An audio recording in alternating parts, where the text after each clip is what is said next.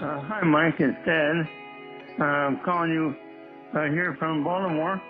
It's January 31st, about 8:45 p.m. I hope you and Michelle are well. I just want to call son and say hi to you and let you know I love you very much.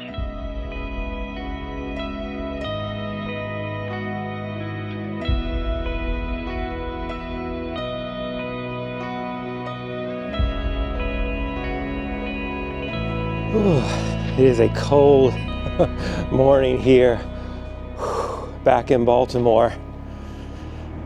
First time this year. I'm really digging these little lights here that they've kind of strung up above the sidewalks on some of these streets. But I gotta tell you, I don't think they're decorative necessarily. I think this is maybe more of a safety issue, especially at night.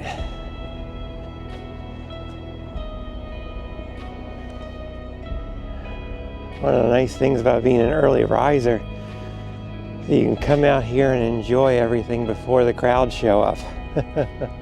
Although on a daily day, I'm not sure how many people are actually going to be out here.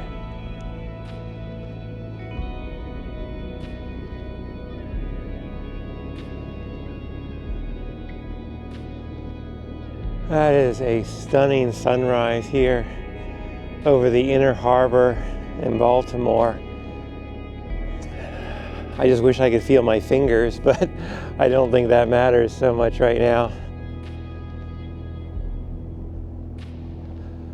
All right, well, it's time for me to duck inside somewhere and grab a morning cup of coffee. I just need to warm up a little bit.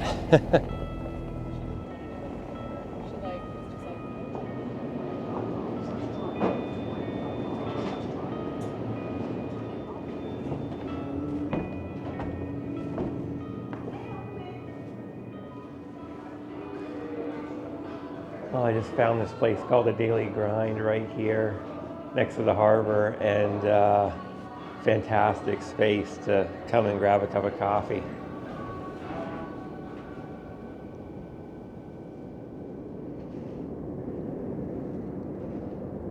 I've just made my way back here to Baltimore area in January this year, 2026.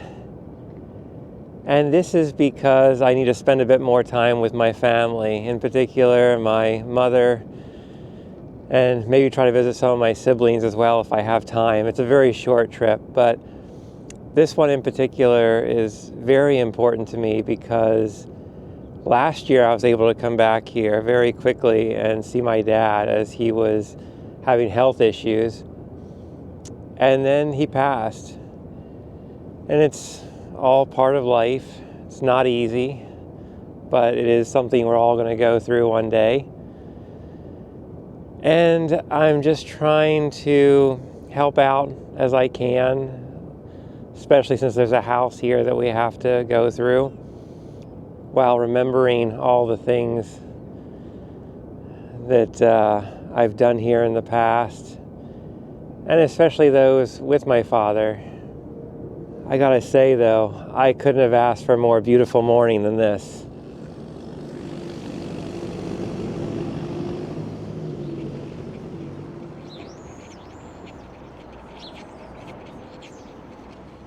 While I'm still here in the Fells Point area, I want to check out one thing really quick.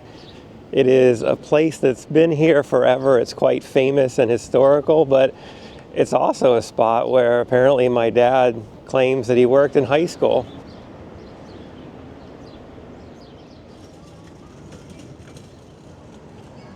So this little rectangular building here is called Broadway Market, and this has been here forever.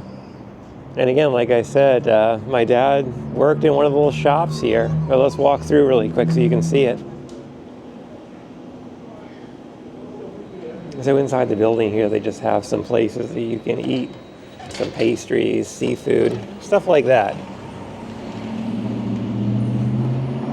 But yeah, it's been here, I don't know, it's probably since like the 1800s or something. I mean, I think they've redone the structure probably, but it's a landmark.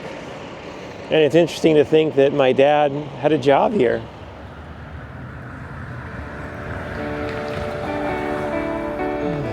While I'm in the city, I'm going to go around and check out some of the places that my dad knew when he was growing up. And I think the first one I'll start with is the neighborhood where he, went to school as a kid and was raised.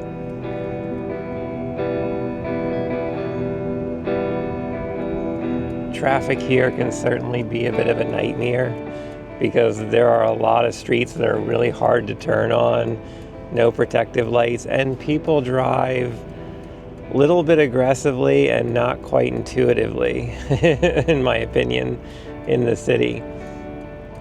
So it takes a little bit of time to get around, and you just got to be really cautious or hyper aggressive depending on how traffic's moving. It's amazing how many abandoned buildings there are in this city as well.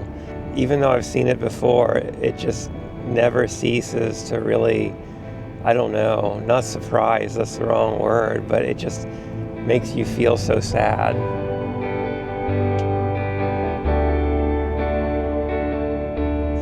I feel like there are so many parts of this city that I have not been in. So it always feels like I'm somewhere new when I'm driving around. I don't think I've ever been over to this neighborhood. I mean, maybe my dad drove us by here when I was a little kid to show us where he grew up, but that might have been it.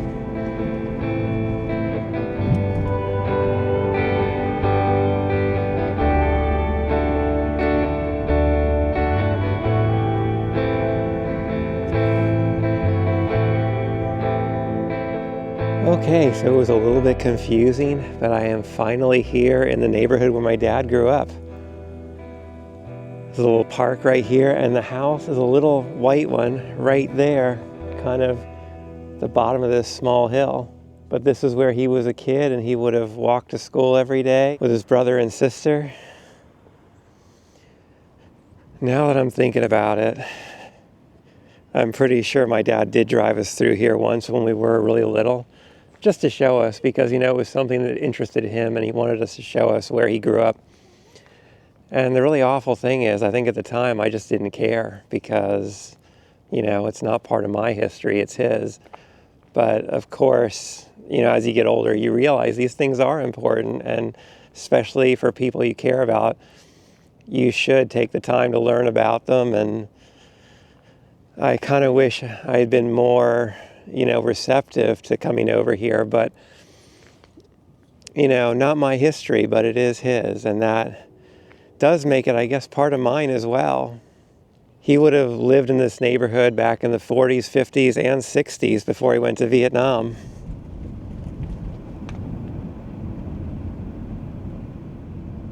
I just got the thought in my mind, I'm really close to where my dad went to high school, and I figured out which one it is, so I'm making a really quick detour just so I can see the place that he studied as a teenager. It's supposed to be really nice, and the building itself is supposed to be beautiful. I think it's called Baltimore City College High School. It does look amazing. It's got a tower on it that is quite stunning. It's an older stone building. It honestly looks like a real college and not a high school, and quite old, so it's probably historic. But it's pretty hard to get any closer than this because there are multiple gates around it.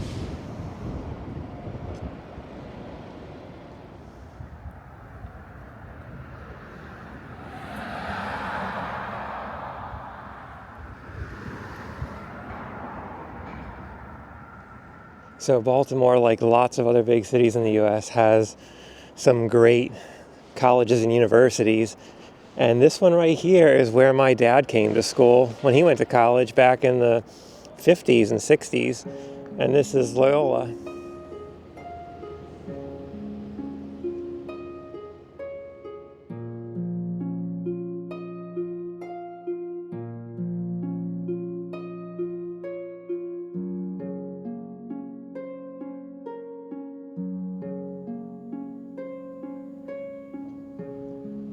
Something that just occurred to me right now, which I find kind of funny and humorous is that in my profession nowadays, I visit a lot of colleges and I get to see a lot of students, and yet the one place that my father attended when he was younger, as a young adult, I've never been to this college before. And now I'm finally visiting, and it's really nice. I like it. It is a Catholic college, and they have some gorgeous architecture here as well as some beautiful churches. And the campus itself just seems very laid back and relaxing. I'm liking this green quad right here in the middle. And honestly, I don't know much about this because I'm just popping in really quick today. I will say that like a lot of city campuses, it's very difficult to find parking here. So that took the longest time for me just to find a spot really quickly to jump out and see a little bit.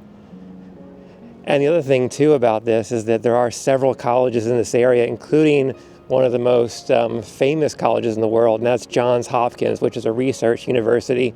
And it's literally a 5-minute drive from this campus. Something that I like to do as well is I like to put myself in other people's shoes. And while I'm walking around here, I'm just trying to imagine, what it would have been like for my dad as a young person studying and coming of age.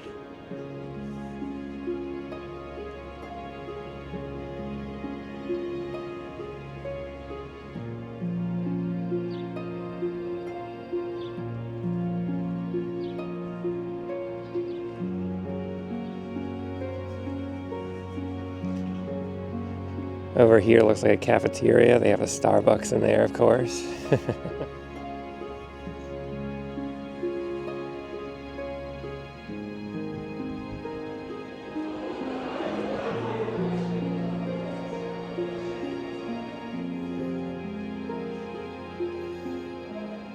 This is a nice little space here with stuff about the athletics over the years, and that would have been my dad's thing as well since he ran cross country here. I don't know if he would be on this wall, but I'm just taking a look. I'm trying to think what year my dad graduated now. There he is. Here's my dad's name. It is forever on the wall here at Loyola College. Lewis J. Smith, class of 62, cross country, swimming and diving, track and field, inducted in 2018. Wow, that is really cool.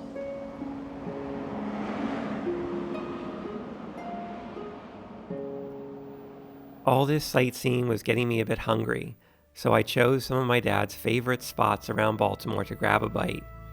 He loved food and was a foodie long before the term even existed. He couldn't stop taking pictures either and was the originator of selfies, but that's for another conversation.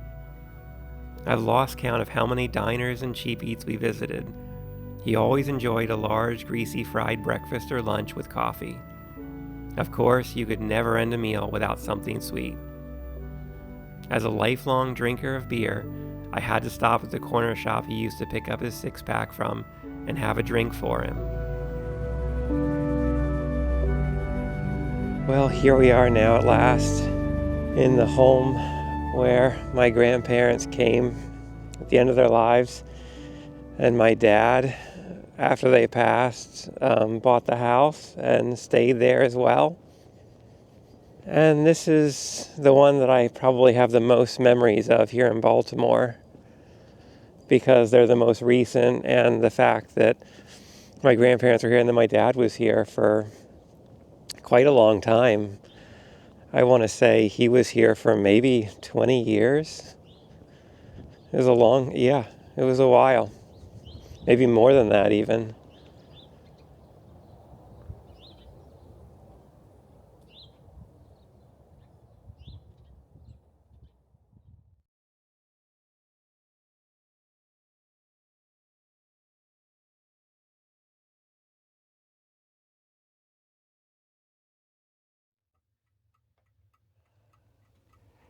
I just realized this is the first time I've ever been in this home without my father being here. Even when I come and visit my grandparents, he would come with me.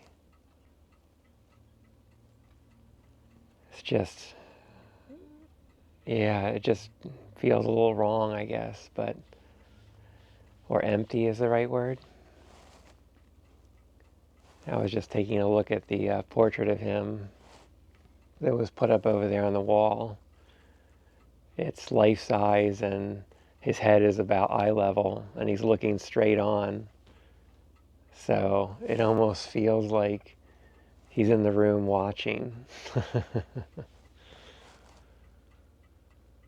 But I'm going to try to do a little sorting and cleaning while I'm here and helping out for a few days. And yeah, this is a bit more difficult than I thought it would be.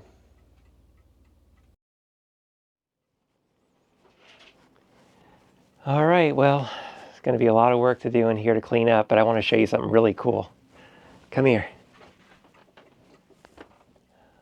Up until this trip, I never knew this house actually had an attic because it is quite small, but I'm going to go up there and see what I can find.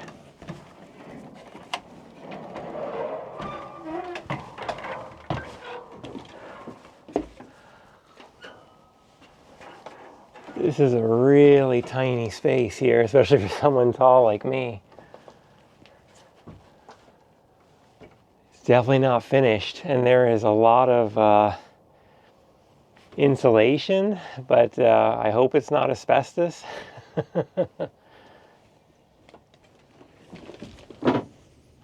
My gosh. There aren't even boards covering the whole floor. Jesus, that was a big spider.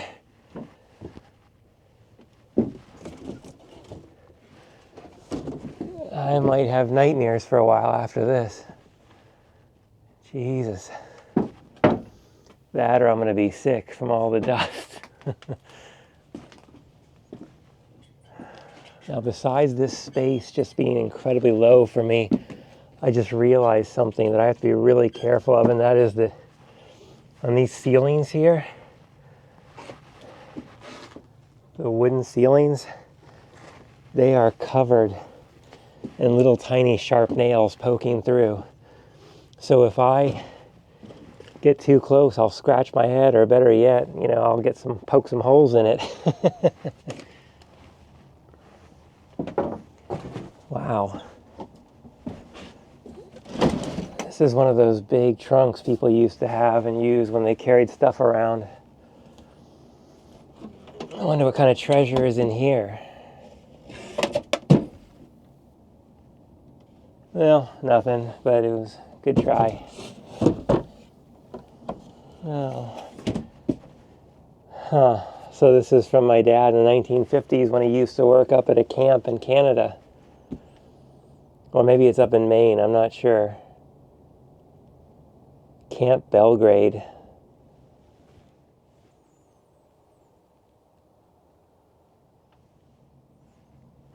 Well, I'm not going to stay up here too much longer, but it's, kind of what I expected. Not a whole lot of stuff. Some kitschy decorations for different holidays over the years. Stuff that belonged to both my grandparents and my dad because this was their house before his. And the only really big concerning factor, besides the little, sharp nails coming through everywhere, is probably the insulation with this big fluffy pink stuff that looks like cotton candy.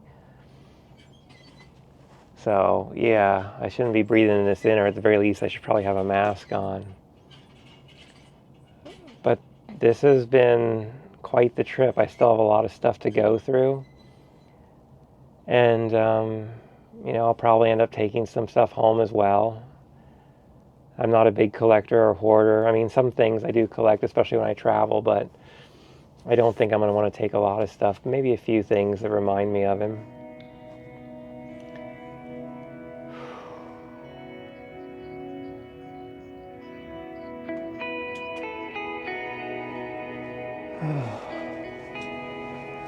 Oh, I gotta get outside and get some fresh air after that attic.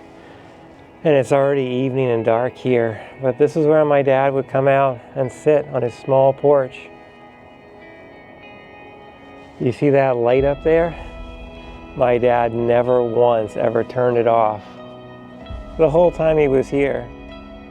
Almost like he was perpetually welcoming everyone that came by.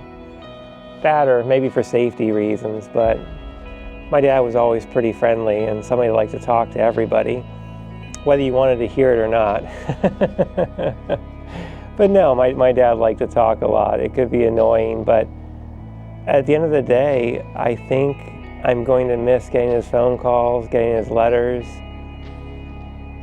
And that's the one thing I'm realizing now that he's not here. It's the absence. Well, thank you so much for staying around and listening to my story. Hopefully you got something out of this, or maybe you can think about your own dealings with family members or loved ones passing. As I was saying before, it's definitely just part of life. We all go through it. It's a phase we're all going to get to. And all I can really say now is that it's just made me think about trying to be better at staying in touch with people, trying to remember to say I love you more often, being kinder, because the world can be quite cruel and you never know what people are going through. So it's always good to be a friend or a son. Anyway, as always, stay safe, healthy, and happy wherever you are. Love to everybody. I'll see you in another adventure real soon. Bye for now. Well, if I had to give good advice to anybody, I'm not very good at advice. I'd say, one, stay in close touch with God, and two, help other people.